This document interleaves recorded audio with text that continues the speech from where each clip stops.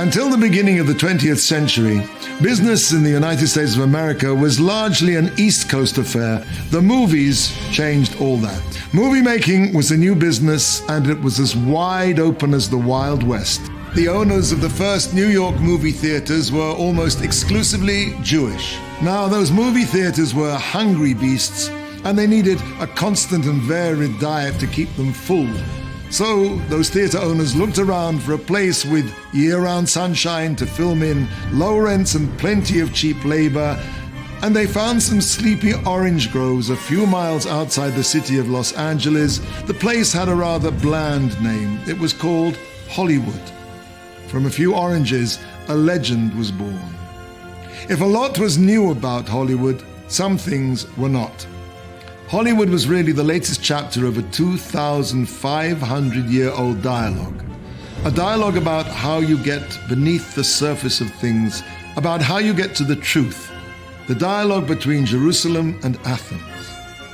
You might have thought that the story of Chanuka was about how a small group of Torah-loyal Jews trounced the armies of the Greek Empire. In fact, it's a story about how the Torah beat out Hollywood, or its 2nd century BC equivalent. Because more of a threat to Judaism than the Greeks themselves were those Hellenized Jews who wanted to be more Greek than the Greeks. The Hellenists adopted Greek names, they patronized the theater, which the Greeks conceived of as religious worship, and to compete in athletic competitions, they removed the evidence of Brit Milah, the mark of the eternal covenant between God and the Jewish people, circumcision. Why did these Jews abandon their faith? Look up to the sky on a cloudy day. All you can see are the clouds.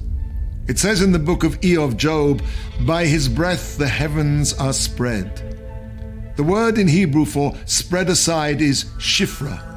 God spreads aside the curtain of cloud to reveal what is beyond. Shifra has the same root as shapir, which means beautify. In Jewish thought, beauty comes only from the revealing of the essence of something. Art for art's sake is a contradiction in terms, because something that reveals nothing but itself can never be beautiful. Beauty can never be skin deep.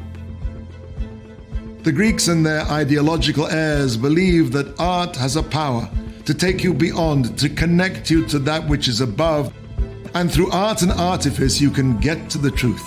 Poet Samuel Taylor Coleridge wrote that poetry should bear a semblance of truth sufficient to procure that willing suspension of disbelief for the moment which constitutes poetic faith. Now, this willing suspension of disbelief is at the heart of all theater and film. When we watch a play, we know that the person who just died so messily over the stage will be doing exactly the same thing at the 3:15 matinee tomorrow afternoon. And in the movie, we all know that the monsters tearing the luckless villain limb from limb are no more than a few billion pixels generated by a computer whiz in an air-conditioned Hollywood special effects factory. And yet, those illusions move us. It's just a dream, isn't it? Moved by illusion. Can't illusion also be a kind of truth, says the Greek? If the emotion is true, does it matter that it's a fiction? The heart of the debate between Athens and Jerusalem is that the Greek believes that celebrating the surface can take you beyond the surface, beneath the surface. That illusion can lead you to truth. The Jewish view is there is illusion or truth, and illusion only takes you to greater illusion. In those Hollywood dream factories, you'll find so many talented Jews who can't resist the challenge to light up the world.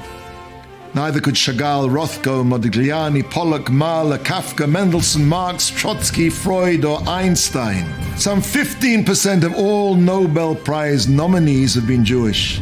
We want to light up the world, but there's no brighter light in the world than the Torah.